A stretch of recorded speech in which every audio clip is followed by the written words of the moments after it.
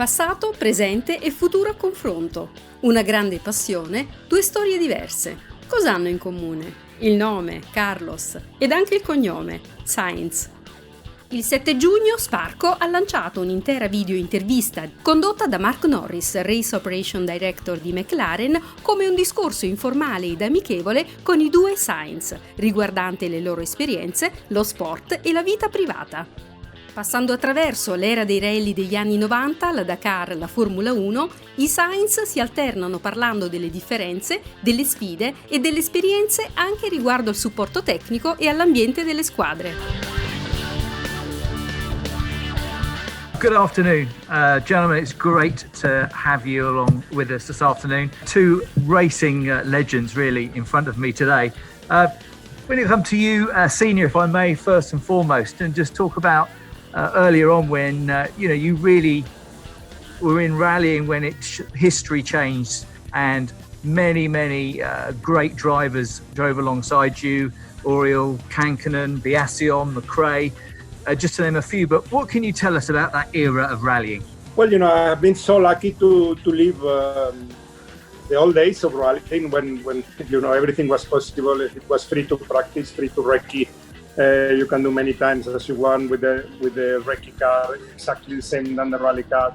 We have the long rallies, 4 or 5 days rally, driving a lot in the night, and all what we know the old times. And then from there, basically, I have lived as well all the changes through the rally time up to now, because the format the rallies are using today was the same when I retired. So I was lucky to live all the transition. I was lucky to live my rally time with great champions, as you say, and I really enjoy a lot all my period during the World Rally Champions. And Carlos, coming to you, 2019, you joined McLaren as a driver.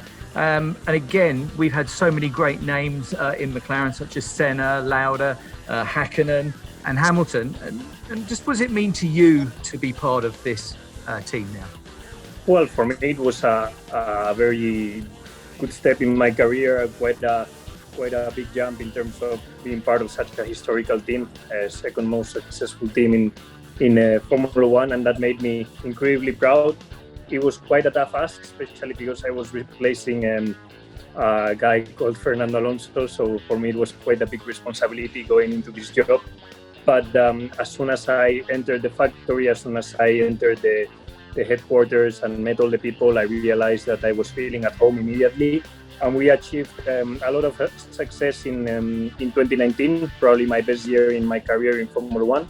And all that ended up showing good results. Thank you. And Senior, coming back to you, you touched upon how rallies have changed and they are completely different to what they used to be in the time. But you've driven some fantastic cars, Celica, Focus, Escort Cosworth, WRC Escort.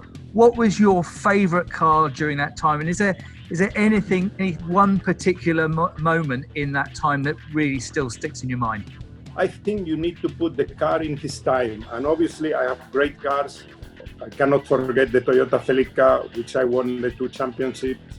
Of course, the Subaru, the Ford, the Focus, the Escort, later on the Sara.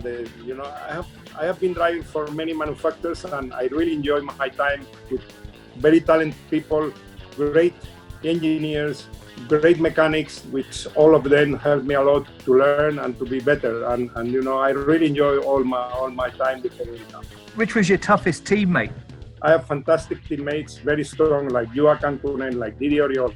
For sure, Colin, I was with him in the most many years. I have been with him at Subaru. I have been with him in Ford many years. I have been with him with Citroën. And he was a good friend of mine towards the end of and just before his sudden and very sad accident. So then Loeb, you cannot discount. Of course, I was a little bit older when I was joining Citroën, and he was there. He was the youngest. I was already over 40. Carlos, coming back to you, when did you realise you had a passion for getting into Formula One, and did you always want to become a Formula One driver? And we're going to come on to it shortly, but talk about Dakar a little bit later. But ever fancy doing Dakar and competing against your dad? Yeah, that's a discussion for a bit later. But if we talk about my passion for Formula One, I would start first with my passion for cars. I've had a car at home or near my house ever since I'm 2 years old. I had an electric car first that I started doing donuts and going sideways around the backyard.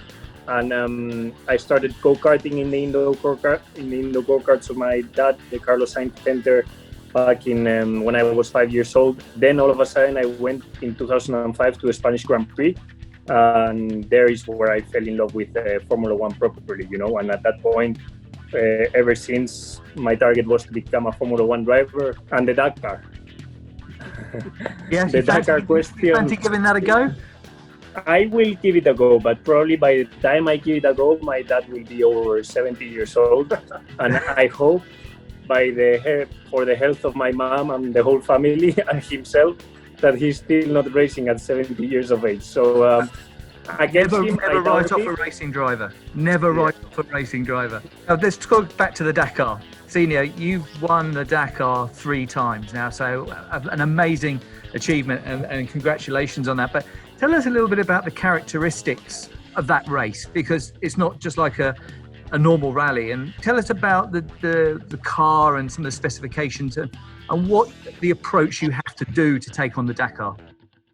Well, let's start by the preparation. Exactly. You have one opportunity per year, because the Dakar only happens once per year. It's a little bit like 24 hours of Le Mans, one race per year.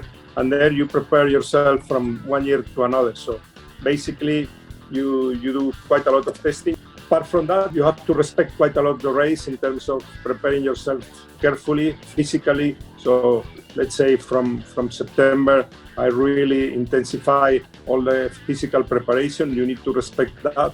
And of course, more age you have, more veteran you are, more you need to do that. And then, of course, the race itself it's a long race. You have days of 500 kilometers special stage where you are going to be 4 or 5 hours in the car flat out. With one important thing that the people need to know is that you haven't been going through like in normal rally before. It's completely new. You drive with your eyes, you drive with certain information of the co-driver, but you drive blind. Let's say you need to drive with, and then if you are pushing really hard, sometimes you get big moments. You need to cope with that as well. Senior, how happy were you that Carlos followed in your footsteps into motor racing? Is it something that you encouraged him to do? And obviously Formula One to rally, very different disciplines, but how proud are you of Carlos? Well, of course, as you can imagine, I'm a proud father. More because, I think he worked very hard to arrive where he has arrived. He decided to go the route of Formula One. Obviously, if he had decided to go the route of rallying, he will probably, I could have helped him much more. But, each time my how you call it, my help is less and less. He is already 25. He knows what he has to do. Carlos, come to you. Obviously we're doing this broadcast for Sparco today. Sparco have been with McLaren for over 20 years, and they've been supplying our ovals to all of our drivers. Just how important is it for you as a driver to make sure the equipment that Sparco does supply you for the oval and everything else, how important that is to a driver and what you're looking for out of that garment? Well, first of all, I am happy to continue with Sparco in my Formula One career, because I've been part of the Sparco family.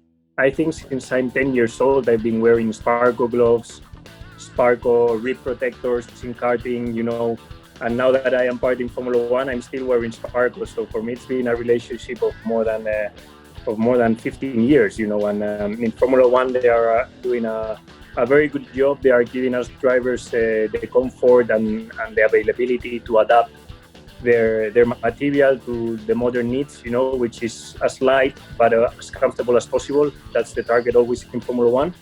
And they are responding well. They are giving us with the latest technological material, the most developed, and every time you need something, you have an answer from them. So very happy, very glad to keep working with Sparco after these many years, and now it's time to keep pushing and keep becoming better and better.